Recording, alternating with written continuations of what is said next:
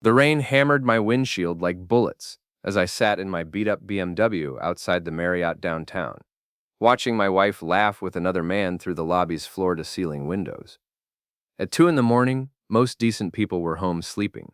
But then again, I'd stopped being decent the moment I found Jake Morrison's business card in Marta's purse, with "thanks for last night" scrawled on the back in her handwriting. My name is Dave Kellerman, and I used to think I was living the American dream. 15 years married to Marta, 2 kids in college, a decent job as a finance manager at Morrison and Associates advertising agency. The kind of life where you mow your lawn on Saturdays and complain about property taxes. Boring, maybe, but stable. Turns out stability is just another word for blind stupidity. I'd been sitting here for 3 hours, nursing cold coffee and watching the entrance. My phone buzzed, Marta's ringtone. Without thinking, I answered. "Dave? Where are you?" Her voice was breathless, excited. "Home. Where you should be." "Oh, I'm still at that client dinner I told you about, running late." In the background, I heard Jake's unmistakable laugh and his voice. "Tell him you'll be really late tonight." My hand tightened on the phone. Which client was that again? The Peterson account. You know, the restaurant chain. Through the lobby windows, I watched her gesture animatedly while talking to me, Jake's hand resting casually on her lower back. She was wearing the red dress I'd bought her for our anniversary last year. Right, the Peterson account. Have fun with that. I hung up and sat back in my seat. 23 years I'd known this woman. High school sweethearts, married young, built a life together. She used to laugh at my jokes the way she was laughing at his now. When did that stop? When did I become the guy she lied to instead of the guy she came home to? The smart thing would have been to drive home, pretend I never saw anything, maybe talk to a marriage counselor. But sitting there in the rain, watching my wife's betrayal play out like a bad movie, I felt something cold and calculating settle in my chest. Something that whispered, if she wants to play games, let's see how good she really is at them. I pulled out my phone and started recording. Jake Morrison, creative director, trust fund baby, the kind of guy who wore expensive suits and drove a Maserati. He'd always been friendly at office parties, asking about the kids, complimenting Marta's work in HR. "Your wife's brilliant," he'd say. "We're lucky to have her." Now I knew exactly how lucky he felt. They stayed in the lobby for another 20 minutes, his hands wandering places that used to be exclusively mine. When they finally headed toward the elevators, I got out of my car. The parking garage was dimly lit and nearly empty at this hour. Jake's silver Maserati sat in a spot marked "Reserved for hotel guests," gleaming even in the harsh fluorescent light. Beautiful car, probably cost more than I made in a year. I walked around it slowly, admiring the craftsmanship. The leather interior looked pristine through the windows. The paint job was flawless. Jake took good care of his toys. My key made a satisfying screech as it carved a deep line from the front bumper to the rear. Then another line. Then another. By the time I was finished, "Cheater" was etched permanently into the driver's side door. I found a used condom in the parking garage trash, probably not theirs, but symbolically perfect, and placed it carefully on his windshield under the wiper blade. Walking back to my car, I felt lighter than I had in months. Marta wanted excitement, Jake wanted my wife, game on. My phone rang as I drove home through the empty streets. Marta again. "Hey honey, I'm heading home now. Client dinner ran super late." "I bet it did. Drive safe. Love you." The words hit like a physical blow. "Yeah, me too." But as I hung up, I was already planning my next move. This wasn't about love anymore. This was about making sure that when the dust settled, I was the one left standing. And everyone else learned what happened when you mistook Dave Kellerman for a fool. The Morrison and Associates office building was one of those gleaming glass towers that looked impressive from the highway, but felt like a corporate prison once you were inside. 30 floors of fluorescent-lit ambition, where everyone smiled at your face and sharpened knives for your back. I'd been working here for 8 years, watching Jake Morrison inherit his father's agency, while I stayed stuck in the same finance manager position. Not bitter about it, much. But it did sting when Marta got promoted to HR director 2 years ago, and suddenly started working late nights and weekend strategy sessions. Now I knew what kind of strategies they'd been discussing. "Dave, morning!" Jake's voice boomed across the elevator lobby as I walked in Monday morning. He looked tired, stressed. "Good. Morning, Jake. How was your weekend?" "Oh, you know, Quiet. Spent some time at the hotel downtown. Relaxing. He was fishing, trying to figure out if I knew anything about his vandalized car. Sounds nice. I love hotels. So private, so discreet. His smile faltered slightly. Right. Well, see you around. The elevator doors closed between us, and I allowed myself a small grin. Round one to me. Marta's office was on the 15th floor, all glass walls and motivational posters about synergy and thinking outside the box. She looked up when I knocked, and for just a second, I saw guilt flash across her face before the professional mask slipped back into place. Dave, what are you doing here? Thought I'd take my beautiful wife to lunch. If you're not too busy with the Peterson account. She flinched. Actually, I have a meeting with Harlan in 20 minutes. Rain check? Harlan Morrison. Jake's uncle, the real power behind the agency. Old school, sharp as a razor, and rumored to have connections that went way beyond advertising. He'd built this company from nothing back in the 70s, and nothing happened here without his approval. Sure thing. Tell Harlan I said hi. I left her office and took the stairs down to the parking garage. Jake's Maserati was in his reserved spot, the scratches poorly covered with touch-up paint. But what really caught my attention was the woman leaning against the driver's side door, Victoria Chen, Marta's sister-in-law, married to Marta's brother Tommy. Tall, blonde, expensive clothes that didn't quite hide the desperation in her eyes. She was smoking a cigarette with shaking hands. Victoria, what are you doing here? She jumped, dropping the cigarette. Dave, I needed to talk to Jake about something. Business or personal? Her laugh was brittle. With Jake, is there a difference? Interesting. Very interesting. Everything okay at home? Tommy treating you well? Tommy's fine. It's just, money's been tight lately. Jake said he might have some freelance work for me. I'd known Victoria for 10 years, and she'd never worked a day in her life. Tommy made good money as a contractor, and Victoria spent it faster than he could earn it. Shopping, gambling, whatever caught her fancy. If she was looking for work, things must be desperate. What kind of freelance work? Just some consulting, nothing major. She was already backing away. I should go. Tell Marta I stopped by. Mia no Lyman. She hurried toward the elevator, leaving me alone with Jake's damaged car and a growing suspicion that this affair was about more than just sex. That afternoon, I did something I'd never done before. I went through Marta's purse. She always left it on the kitchen counter when she got home, trusting and careless. Inside, I found the usual stuff. Makeup, gum, receipts from restaurants I'd never been to. But tucked behind her credit cards was a bank statement for an account I didn't know existed. Joint account. Marta Kellerman and Victoria Chen. Balance, $23,847. My hands shook as I photographed the statement with my phone. Where had this money come from, and why was Victoria's name on my wife's secret bank account? Dave, I'm home! I quickly put everything back and walked to the living room, where Marta was kicking off her heels and loosening her hair. She looked beautiful, relaxed, happy. How was work? Oh, the usual. Harlan's got some new project he wants HR to handle. Might mean more late nights this week. With Jake? And she paused in the middle of unbuttoning her blouse. Jake's involved, yes. Why? No reason. Just wondering if I should plan on eating dinner alone. Don't be dramatic, Dave. It's work. But the way she avoided my eyes told a different story. That night, after she fell asleep, I sat in my home office and stared at the photograph of the bank statement. $23,000. Where did that kind of money come from? And what did Victoria need it for, badly enough to get involved in whatever game Marta and Jake were playing? I opened my laptop and started digging. Credit reports, public records, anything I could find about Victoria's finances. What I discovered made my blood run cold. Gambling debts, lots of them. Victoria owed money to some very unpleasant people, the kind who didn't accept "I'll pay you next week" as a long-term payment plan.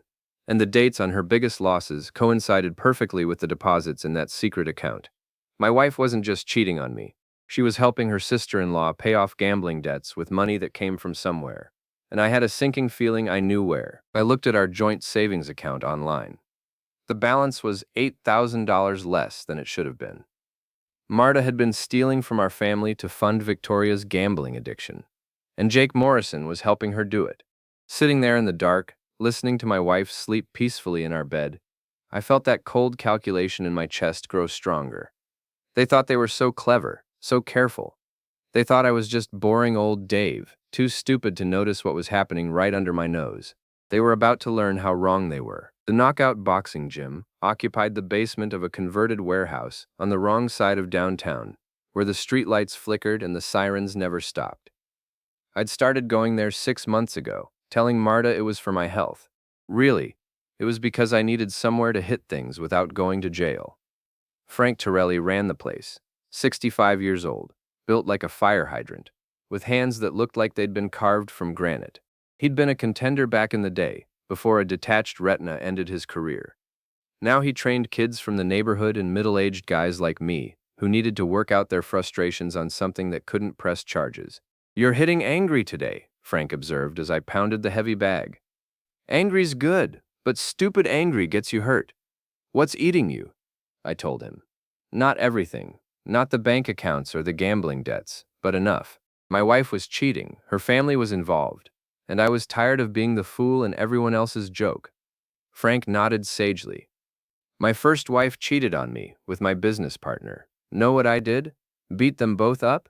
Nah, I got smarter. See, when people think you're stupid, they get careless, they make mistakes, and mistakes are opportunities." He handed me a towel and sat down on a bench that creaked under his weight. "You want my advice? Don't get mad, get even, but be smart about it. Hit where it hurts most, and make sure they know it was you who did it." "What if hitting back makes me just as bad as them?" Frank's laugh was like gravel in a cement mixer. "Kid, they already made you the villain in their story. Might as well play the part." That evening, I put Frank's advice to work. Marta was at another late meeting, which according to the GPS tracker I'd secretly installed on her phone, meant she was at Jake's condo across town. Victoria was at the casino, her usual Tuesday night routine, which left me free to do some investigating. Tommy Chen lived in a modest ranch house in the suburbs, the kind of place where the lawn was always perfectly mowed, and the newspapers were picked up before 7 a.m. He answered the door in a bathrobe, looking confused. "Dave? What are you doing here?" "We need to talk, Tommy, about Victoria." His face went pale. "What about Victoria? About the money she owes, and about how she's been getting help paying it back?" I showed him the photograph of the bank statement. Tommy stared at it for a long time, his jaw working like he was chewing something bitter. "How long have you known?" he finally asked. "About the gambling? Just figured it out. About the affair? Few days." "Jesus Christ." He slumped against the doorframe. "I've been wondering where she was getting the money. She told me she'd stopped gambling, but the bills kept getting paid." "Did you know about Marta and Jake?" "I suspected. Victoria's been acting strange, secretive, and Marta—" He shook his head. "I should have said something." "Why didn't you?" "Because I was scared. Victoria owes some bad people a lot of money. If they found out she couldn't pay—" He looked at me with desperate eyes. "These aren't the kind of people who just repossess your car, Dave. They break things, important things." I felt a chill run down my spine. "How much does she owe?" "Last I knew, about 50,000. "But with interest." He shrugged helplessly. $50,000. No wonder Marta had been stealing from our savings. But even our entire account wouldn't cover that kind of debt. "Tommy, I need you to do something for me." "What?" "Tomorrow morning, you're going to call Victoria and tell her you know about the gambling debts. Tell her you know about the secret bank account. And tell her she has 24 hours to come clean about everything, or you're filing for divorce." "Dave, I can't." "Yes, you can. Because right now, she thinks she's safe. She thinks she's got Marta and Jake wrapped around her finger, solving all her problems. But if she thinks she's about to lose everything anyway, she'll panic. And when people panic, they make mistakes." Tommy stared at me for a long moment. "What happened to you, man? You used to be, I don't know, nicer." "Nice guys finish last, Tommy, and I'm tired of losing." The next morning, I was in my office when my phone rang. Victoria, sobbing so hard I could barely understand her. "Dave, please, I need to talk to you. Can you meet me somewhere?" "Where?" "The Riverside Diner on 5th Street. Please, it's important." The Riverside Diner was the kind of place where the coffee was strong, the pie was homemade, and nobody asked questions about why you were meeting someone in the middle of the day. Victoria was already there when I arrived, huddled in a corner booth with red eyes and shaking hands. "Tommy called you," I said, sliding into the seat across from her. She nodded miserably. "He knows about the money, about the gambling, about—" She couldn't finish the sentence. About how you've been pimping out my wife to pay your debts. Victoria flinched like I'd slapped her. It wasn't like that. No? Then what was it like? It was Jake's idea.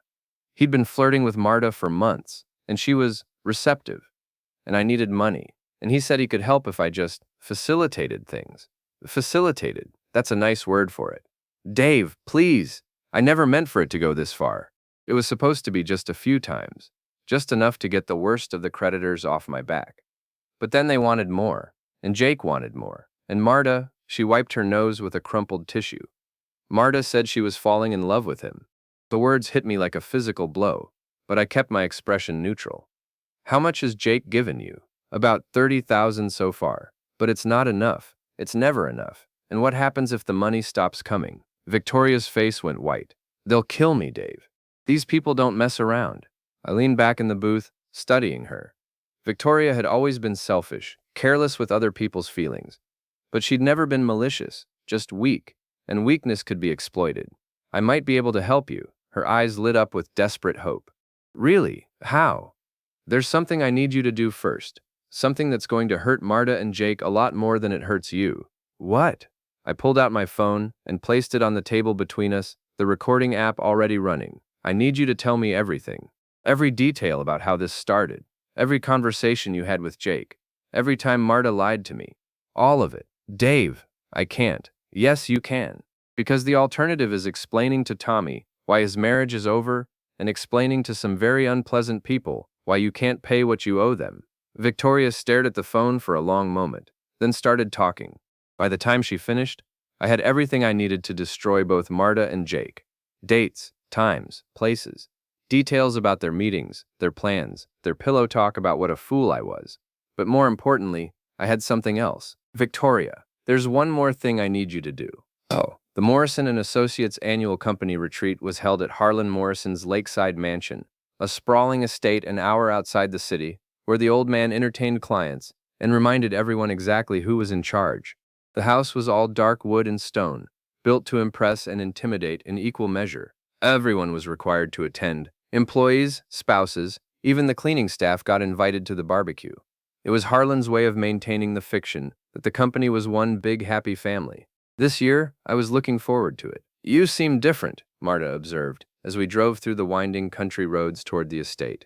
She was wearing a sundress that showed off her tan, looking relaxed and happy. More confident. Oh, do I? Maybe it's the fresh air. What it actually was 3 weeks of careful planning, 3 weeks of gathering evidence, making copies, and setting up what Frank would call the perfect combination. Jake's Maserati was in the circular driveway when we arrived, parked next to Harlan's vintage Bentley and a dozen other expensive cars. Through the windshield, I could see Jake talking animatedly on his phone, probably arranging another business meeting with my wife. There's Jake, Marta said, and I didn't miss the way her voice softened when she said his name. So it is. Should we go say hello? The party was already in full swing. Employees and their families scattered across the mansion's grounds, drinking expensive wine and pretending to enjoy each other's company. I spotted Victoria near the pool, looking nervous and avoiding eye contact with everyone. Tommy was at the bar, drinking heavily. Dave, Marta! Harlan Morrison approached us with the kind of smile that never reached his eyes. At 75, he was still an imposing figure, tall, silver-haired, with the bearing of a man who'd built an empire through sheer force of will. Mr. Morrison, beautiful place you have here. Thank you. I trust you're both enjoying yourselves at the company. No complaints? There was something in his tone that made me look at him more carefully. Harlan Morrison hadn't built a successful business by being oblivious to what his employees were doing. No complaints, Marta said quickly. Everything's wonderful. Good, good. Dave, I'd like to speak with you later, privately. He moved on to greet other guests, leaving Marta looking worried. What do you think that's about? Probably nothing. Maybe a promotion. But I had a feeling it was about something else entirely. The afternoon wore on with the usual corporate retreat activities. Volleyball, swimming, forced conversations with people you saw every day anyway. I made small talk, drank beer, and watched Jake and Marta carefully avoid being seen together, while still managing to exchange meaningful looks across the crowd. Around 5 o'clock, as the sun was starting to set over the lake, I put my plan into motion. Hey, Jake! I called out, walking over to where he was standing with a group of junior executives. "Can I talk to you for a minute? Privately?"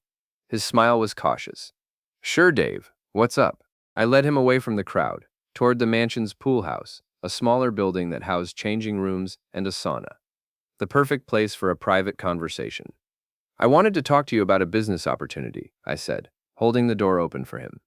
"Oh, what kind of opportunity?" "The kind that could make us both a lot of money. But we need Victoria here too. She's got connections we could use." Jake's eyes lit up with greed. "What kind of connections?" "The kind you don't discuss in public. Can you get her over here?" 5 minutes later, Victoria joined us in the pool house, looking confused and scared. Jake was practically rubbing his hands together with anticipation. "So," Jake said, "what's this about?" I walked over to the sauna and opened the door. "Why don't we discuss it in here? More private." "In the sauna? Dave, it's 90 degrees outside. Trust me, this conversation requires absolute privacy." Something in my tone must have warned them, because both Jake and Victoria suddenly looked nervous. But they were also curious, and greed won out over caution.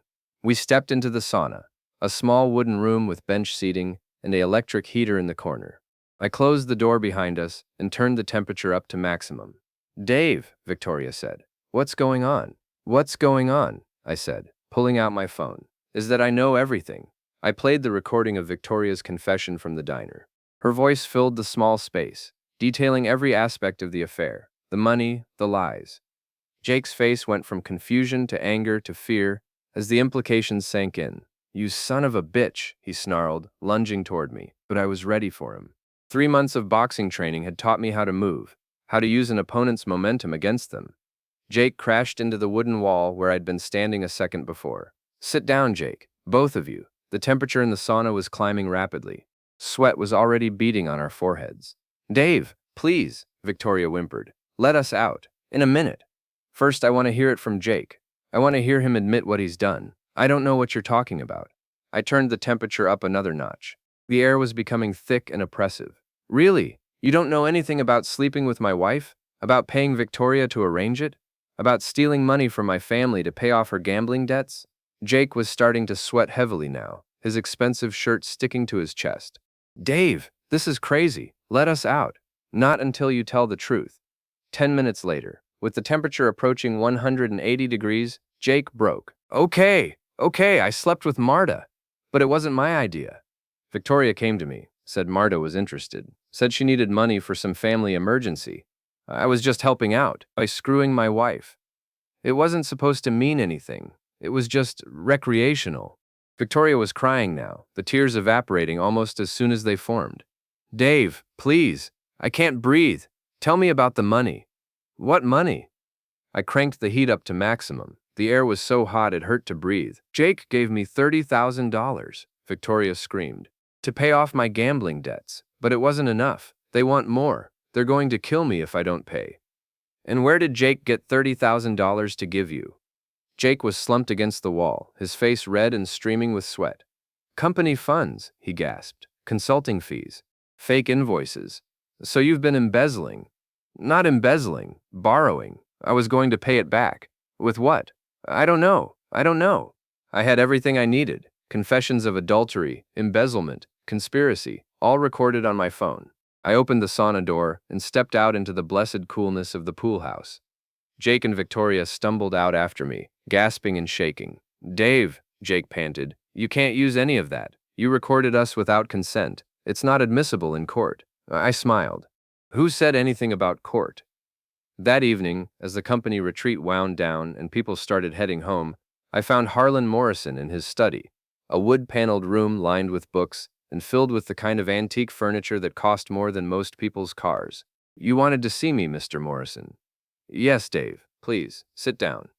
I settled into a leather chair that probably cost more than my monthly salary. Harlan poured 2 glasses of whiskey from a crystal decanter and handed me one. "I've been in business for 50 years, he said, settling behind his massive oak desk.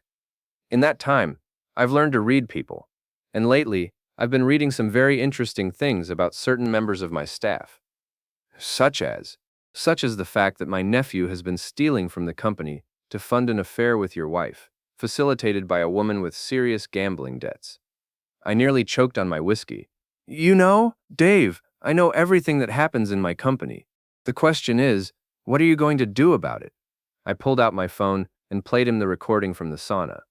Harlan listened without expression, occasionally sipping his whiskey.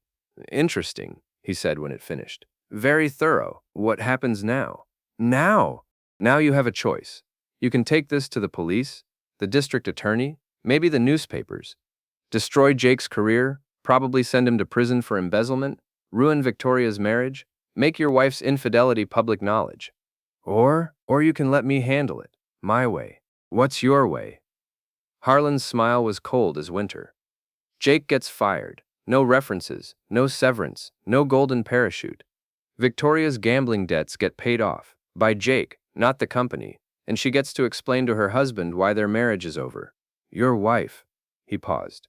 Your wife gets to choose between her job and her lover, but not both. And me? You get promoted. Jake's job, Jake's salary, Jake's corner office, and everyone in this company gets to watch what happens when someone crosses Dave Kellerman. I stared at him. Why would you do this for me?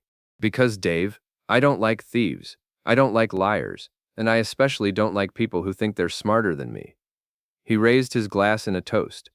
Besides, you've got balls. I respect that. We drank in silence for a moment. There's one more thing, I said. Oh, I want to make the announcement myself. At the company meeting Monday morning. And Harlan's grin was predatory. I was hoping you'd say that. Monday morning arrived gray and drizzling, the kind of weather that matched my mood perfectly. I'd spent the weekend moving Marta's belongings to the guest room, changing the locks on our joint accounts, and preparing for what Frank would call the main event. Marta had tried to talk to me Sunday night, sensing that something had shifted between us. But I'd brushed off her concerns, told her I was just tired from the company retreat. She'd looked relieved, probably thinking she'd dodged whatever bullet she was worried about. She had no idea the bullet was still coming. The monthly company meeting was held in the main conference room on the 20th floor, a sterile space with floor-to-ceiling windows overlooking the city and a long table that could seat 30 people. Everyone was required to attend. Department heads, senior staff, even some of the junior employees who usually got ignored at these things. I arrived early and set up my laptop, connecting it to the room's audio-visual system. The presentation I'd prepared was simple, just a few slides and some audio files. But it would be effective. People started filtering in around 9 o'clock. Marta sat near the front, looking professional in her navy blue suit. Jake took his usual seat at Harlan's right hand, checking his phone and looking bored. Victoria wasn't there. She didn't work for the company, but her influence would be felt soon enough, and at exactly 9:15, Harlan called the meeting to order. Good morning, everyone. Before we get to the usual business, Dave Kellerman has asked to make a presentation. Dave? I stood up and walked to the front of the room, feeling 30 pairs of eyes on me. Some curious, some bored, some, like Marta and Jake, beginning to look worried. Thank you, Mr. Morrison. I want to talk to you all today about loyalty, about trust, about what happens when those things are betrayed. I clicked to my first slide, a photograph of the secret bank account statement. 3 weeks ago, I discovered that someone had been stealing money from my family, $23,000 to be exact, money that was being used to pay gambling debts. Murmurs rippled through the room. Marta had gone pale. Jake was staring at the screen with growing horror. But that was just the beginning. Because when I started investigating, I found out that the theft was connected to something much worse, an affair, a conspiracy, an embezzlement from this company. I clicked to the next slide, a timeline showing Jake's fake consulting invoices, matched up with deposits to the secret account. Jake Morrison has been stealing from Morrison & Associates for months.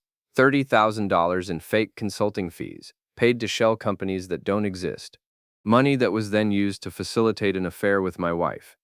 The room erupted. People were shouting questions, looking back and forth between me and Jake. Harlan sat calmly at the head of the table, watching the chaos with satisfaction. Jake jumped to his feet. This is insane. Dave, you can't just... Can't what? Tell the truth? I played the audio recording from the sauna. Victoria's voice filled the room, detailing the arrangement. Then Jake's voice, admitting to the embezzlement. The room went dead silent. You recorded us illegally, Jake shouted. This is entrapment. Actually, it's justice. Jake lunged toward me, his face twisted with rage. But I was ready for him. 3 months of boxing training had taught me more than just how to throw a punch. It had taught me how to read an opponent's movements, how to stay calm under pressure. Jake's wild swing missed me by inches. His momentum carried him forward, and he crashed into the AV cart, sending cables and equipment flying. The projector hit the floor with a satisfying crash. "Security!" Marta screamed, but Harlan raised his hand. "No need. Jake, sit down, now." Something in the old man's voice cut through Jake's rage. He stood there, breathing heavily, his expensive suit rumpled and his hair disheveled. "Dave," Harlan said calmly, "please continue." I looked around the room at the faces staring back at me.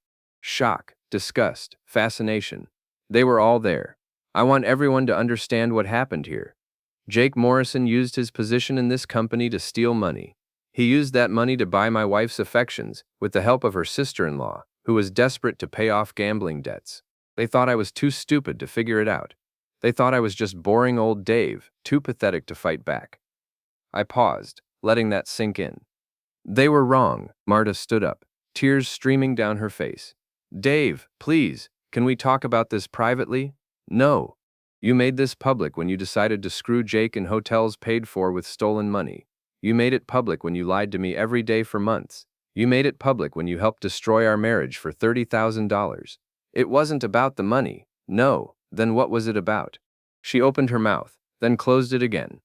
What could she say? That she loved Jake? That I was boring? That she deserved better than the life we'd built together? In